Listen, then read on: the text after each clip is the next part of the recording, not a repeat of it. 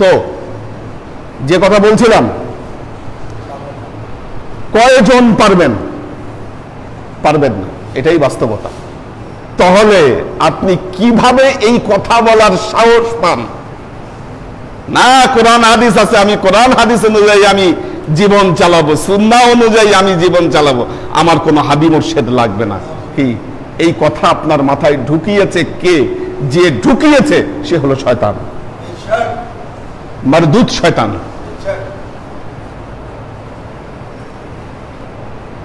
না, বাংলা অনুবাদ আছে, বাংলা অনুবাদ দেখে এত সস্তা, এত সস্তা। আপনি বলছেন যে আমি সহি সুন্নাহ মতো পথ চলবো, তাহলে আপনি কোরআন ফলো করেন। কোরআনে কি বলেছে আল্লাহ? কি কোরআন অনুযায়ী আপনার জীবন চালাচ্ছেন কিনা আপনি? একটা হলো যৌক্তিকতা, আরেকটা হলো দলিল, নস। দুটোই আমার মাথায় রাখতে হবে, আমাদের মাথায় রাখতে হবে। কারণ আল্লাহ বলেছেন কি, সবকিছুর উদাহরণ দিয়ে বলছেন, ইন্না ফি খালকিস সামাওয়াতি ওয়াল আরদি ওয়াখতিলাফিল লাইলি ওয়ান নাহার ওয়াল ফুলকিল্লাতী তাজরি ফিল বাহর বিমা ইয়ানফাউন নাস। সবশেষে আল্লাহ কি বলছেন? লা আয়াতুন লিকাউমি ইয়াকিলুন। সবকিছুর মধ্যে ওই কওমের জন্য, ওই সম্প্রদায়ের জন্য দৃষ্টান্ত রয়েছে যারা মাথা খাটায়, ভাবে, যারা চিন্তা করে, যারা কি যৌক্তিকতার বিষয় আছে। একটা যৌক্তিক প্রশ্ন আছে এখানে। আল্লাহ কোরআনে এও বলেছেন লিউলিল আলবাব, এই কোরআন তাদের জন্য হেদায়েত যারা মাথা খাটাতে পারে। কি জ্ঞানের সোর্স। আল্লাহ বলছেন পুরো বিশ্ব সংসার তুমি তাকাও, দেখো এখানে আকাশে বাতাসে কি পরিবর্তন, এগুলা নিয়ে ভাবো, জ্ঞান আসবে তোমার ভেতরে। কি এগুলাও সোর্স অফ নলেজ, এগুলাও সোর্স অফ নলেজ। ভাবতে হবে, চিন্তা করতে হবে, আপনাকে ফিকির করতে হবে। এক হচ্ছে ফিকির, আরেক হলো দলিল, নস।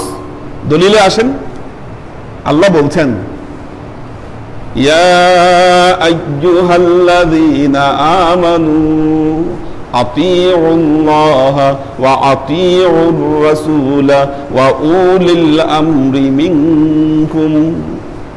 আল্লাহ বলছেন তার কালামে পাকে সূরা নিসা, ইয়া আইয়ুহাল্লাযীনা আমানু, হে ঈমানদারেরা, আতিউল্লাহ, তোমরা কাকে মানো? আল্লাহকে মানো।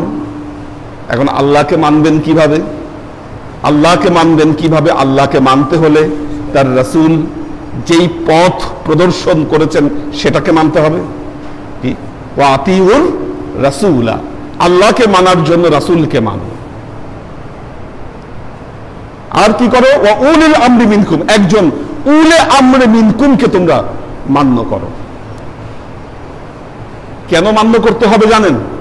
একটা জিনিস, আমাদের বাস্তবতা খেয়াল করেন, বাস্তবতা খেয়াল করেন। আপনি যদি ধর্মের পথ এবং মতগুলো যদি দেখেন, আল্লাহর নবীর পরবর্তী যুগ থেকে শুরু করে বর্তমান সময় পর্যন্ত মুসলমানেরা কোনো মাসলায় একমত হতে পেরেছে? দ্বিমত আছেই সবকিছুতে। কি কেউ বলছেন, ধরেন একটা উদাহরণ দেই, ইমামের পেছনে সূরা ফাতিহা পড়তে হবে কিনা? এই মাসলায় ইমাম আবু হানিফা রাহমাতুল্লাহ আলাইহি বলছেন যে না, ইমাম যখন কোরআন তেলাওয়াত করছে তার পেছনে সূরা ফাতিহা পড়া লাগবে না। কারণ আল্লাহ কোরআনের আয়াত বলেছেন, ওয়া ইযা কুরিয়াল কুরআনু ফাসতামিউ লাহু ওয়া আনসিতু লাআল্লাকুম তুরহামুন। যখন কোরআন পড়া হয়, শোনো এবং চুপ থাকো, যেন তোমাদের উপর আল্লাহর রহমত নাজিল হয়। এটা ইমাম আবু হানিফার বক্তব্য, ওনার দলিল এটা। ইমাম শাফিঈ বলছেন যে না, ইমামের পিছে হোক আর একাকী হোক, সূরা ফাতিহা পড়তেই হবে। কারণ ওনার দলিল হচ্ছে আল্লাহর নবীর হাদিস, লা সালাতা ইল্লা বিফাতিহাতিল কিতাব, সূরা ফাতিহা ছাড়া কোনো নামাজ হয় না। জানাজার নামাজেও এরকম মাসলা। ইমাম শাফিঈ বলতেছে সূরা ফাতিহা পড়তে হবে, ইমাম আবু হানিফা বলতেছে পড়তে হবে না। এখন ধরেন যিনি হানাফি মাযহাবের অনুসারী, ওনার দৃষ্টিতে, ওনার মতে শাফিঈ মাযহাবের যারা নামাজ পড়েছেন, ওই নামাজে ইমামের পিছনে সূরা ফাতিহা পড়ার কারণে তাদের নামাজ হয় নাই। ঠিক কিনা? নামাজ তো শুদ্ধ হয় নাই, সূরা ফাতিহা তো পড়ে ফেলছে। জুমান বা জানাজার নামাজেও সূরা ফাতিহা পড়ছে, কাজে এনাদের দৃষ্টিতে ওনাদের নামাজ সহি শুদ্ধ নয়। আবার ইমাম আবু হানিফা রাহমাতুল্লাহ আলাইহির যারা অনুসারী, তাদের দৃষ্টিতে ইমাম শাফিঈ যারা অনুসারী, এদের নামাজের পরিপূর্ণতা হয় নাই, নামাজ সহি হয় নাই এনাদের। কোশ্চেন হচ্ছে আল্লাহ তাহলে কোনটা গ্রহণ করবে আর কোনটা বাদ দিবে বলেন? ফাতিহা ওয়ালাদটা আল্লাহ গ্রহণ করবে, না যারা পড়লো না তাদেরটা আল্লাহ গ্রহণ করবে? এই ফয়সালা কি আপনি দিতে পারবেন আল্লাহ কারটা গ্রহণ করবে? ফয়সালা হচ্ছে এটাই, আল্লাহ যেহেতু কোরআনে বলেছেন আতিউল্লাহ ওয়া আতিউর রাসূলা ওয়া উলি আমরি মিনকুম, আল্লাহ দেখবেন কারা তাদের উলে আমরে মিনকুমকে মান্য করেছে। কি আপনাকে নির্দিষ্ট একটি আদর্শের উপরে প্রতিষ্ঠিত থাকতে হবে। কিছু মানুষ আছে তার নির্দিষ্ট কোনো আদর্শ নাই, যখন যেটা ভালো লাগে, যখন যে আমল ভালো লাগে তখন সে আমলই করে। কি আল্লাহ তার কালামে পাকে বলছেন ওয়া ইন তুতি'আ আকসারা মান ফিল আরদি ইউদিল্লুকা আন সাবিলিল্লাহ। আল্লাহ কোরআনে বলছেন ওয়া ইন তুতি'আ, যদি তুমি মান্য করতে চাও, আকসারা মান ফিল আরদি, এই পৃথিবীতে যদি একের অধিক কাউকে মানতে চাও, ইউদিল্লুকা আন সাবিলিল্লাহ, তাহলে আল্লাহর পথ থেকে তোমাকে দূরে সরিয়ে দিবে। ইউদিল্লুকা আন সাবিলিল্লাহ, আল্লাহর পথ থেকে বহু দূরে তুমি সরে যাও। কোরআনের ডাইরেক্ট দলিল, কোরআনের ডাইরেক্ট নির্দেশ, একজন হাদি মুর্শেদ তোমার লাগবে জীবনে। আপনি মানেন না।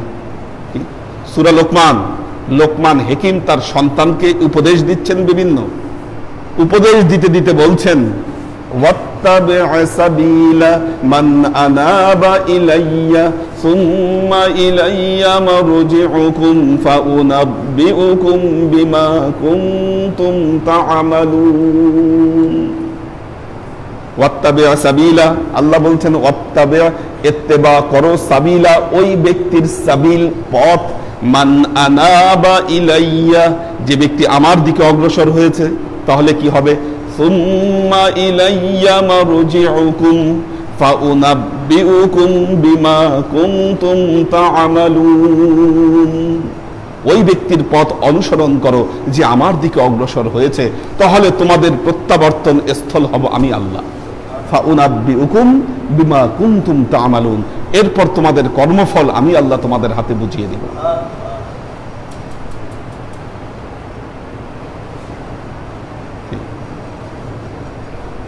যৌক্তিক বিষয় হলো স্কুল সার্টিফিকেট লাভ করছেন, কি পিএসসি দিতে হয়েছে, জুনিয়র সার্টিফিকেট লাভ করছেন না, জিএসসি দিতে হয়েছে, এসএসসি দিয়েছেন, এইচএসসি দিয়েছেন, বিশ্ববিদ্যালয়ে ভর্তি হয়েছেন, সব ক্লাসের বই আছে না? কি আজকে থেকে আপনি নিয়াত করেন আমি স্কুলে যাব না, বাসায় বসে বই পড়ে আমি জ্ঞানী হব, তারপর সার্টিফিকেট লাভ করব। কি পাবেন? সার্টিফিকেট দিবে আপনাকে? দিবে? জুনিয়র স্কুলের বই বুঝতে যদি ওস্তাদের কাছে যাওয়া লাগে, কি স্কুল সার্টিফিকেট নেওয়ার জন্য যদি ওস্তাদের কাছে যাওয়া লাগে, জীবনের সবকিছুতে যদি ওস্তাদের কাছে যাওয়া লাগে, আপনার মাথায় এই বুদ্ধি কে ঢুকাইলো?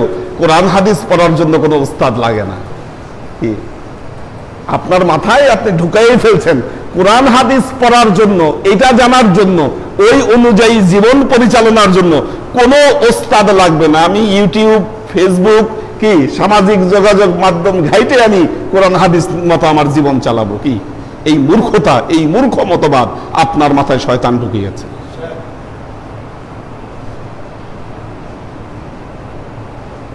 আল্লাহ এই অজ্ঞতা থেকে আমাদেরকে রহম করুক। মনে রাখবেন, কোরআনে যা আদেশ করা হয়েছে তা পালন করা মানুষের জন্য ফরজ, যা নিষেধ করা হয়েছে তা হারাম। কাজেই আমরা যেন আল্লাহ নির্দেশিত পথ অনুযায়ী আমাদের জীবনকে পরিচালনা করতে পারি। আল্লাহ আমাদের সবাইকে সে তৌফিক দান করুন। বারাকাল্লাহু লানা ওয়া লাকুম ফিল কুরআনিল আযীম ওয়া নাফা'ানা ওয়া ইয়্যাকুম লা আয়াতি ওয়া যিকরিল হাকীম ইন্নাহু তাআলা জাওয়াদুন কারীমুন মালিকুন বাররাউফুর রহিম। আজান দিতে হবে, মসজিদ নাই তো।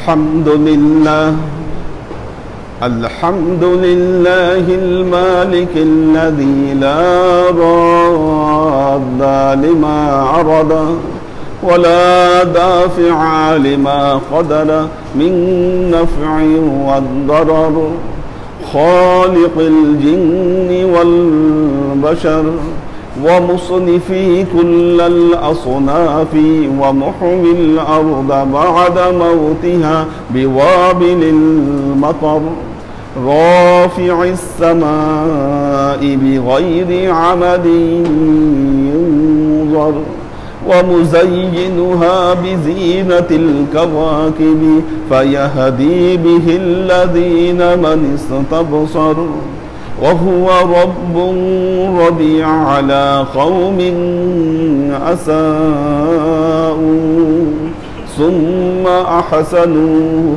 وغضب على قوم أحسنوا ثم أساءوا فيقبض قبضتين يوم القيامة فيقول لا أبالي هذه في الجنة وهذه في السقر فنشهد أن لا إله إلا الله وحده لا شريك له ونشهد أن سيدنا وسندنا ونبينا محمدا صلى الله عليه وسلم فصلى الله تعالى عليه وعلى آله وأزواجه وذريته وأهل بيته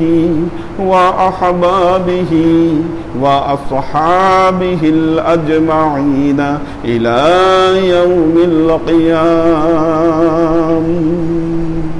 أما بعد عباد الله توبوا إلى الله وادخلوا في السلم كافة ولا تتبعوا خطوات الشيطان إنه لكم عدو مبين ولتنظر نفس ما قدمت لغد واتقوا الله إن الله خبير بما تعملون. عباد الله أطيعوا الله وأطيعوا الرسول وأولي الأمر منكم واتعظوا بنصيحتي كما أخبركم الآن بخطبتي. بارك الله لنا ولكم في القرآن العظيم ونفعنا وإياكم لآيات وذكر الحكيم إنه تعالى زواد كريم مالك بر رؤوف رحيم.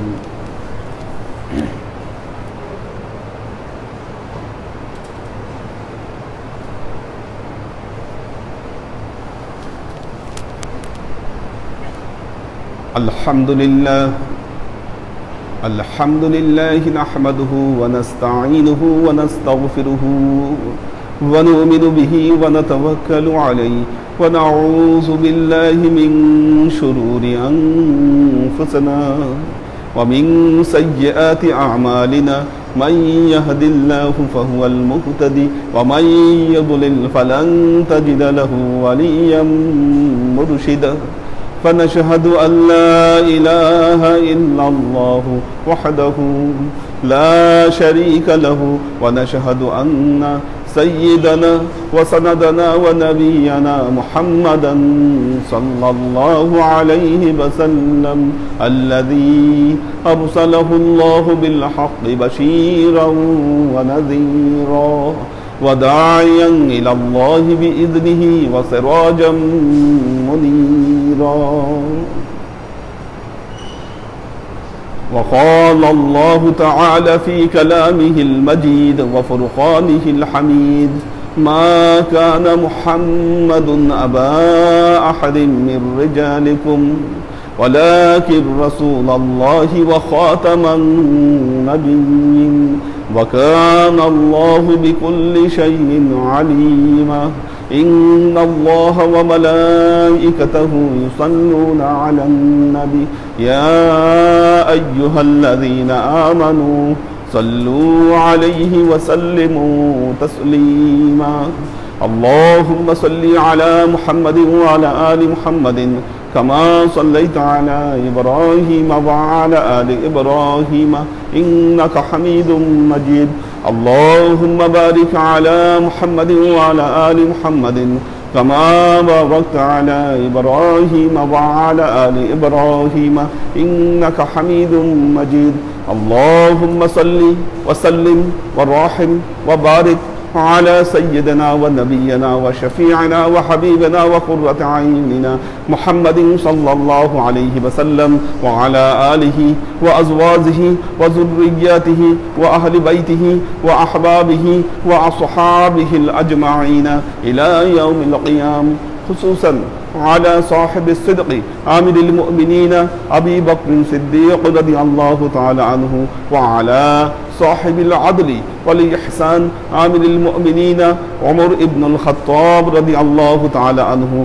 وعلى صاحب الحياء والإيقان عامل المؤمنين عثمان بن عفان رضي الله تعالى عنه وعلى صاحب العلم والحلم والعرفان عامل المؤمنين علي بن أبي طالب رضي الله تعالى عنه وعلى تمام العشرة المبشرات والتابعين والتابعين المهديين اللهم اهد أئمة المسلمين إلى سنة رسول الله صلى الله عليه وسلم اللهم اغفر أئمة المسلمين مغفرة ظاهرة وباطنة اللهم أعز الإسلام والمسلمين اللهم أت أئمة المسلمين فلاحا عظيما اللهم انصر من نصر دين محمد صلى الله عليه وسلم واجعلنا منهم واخذل من خذل دين محمد صلى الله عليه وسلم ولا تجعلنا منهم تعدلوا عباد الله رحمكم الله إن الله يأمركم بالعدل والإحسان وإيتاء ذي القربى وينهى عن الفحشاء والمنكر والبغي يعظكم لعلكم تذكرون فاذكروني أذكركم واشكروا لي ولا تكفرون أفكر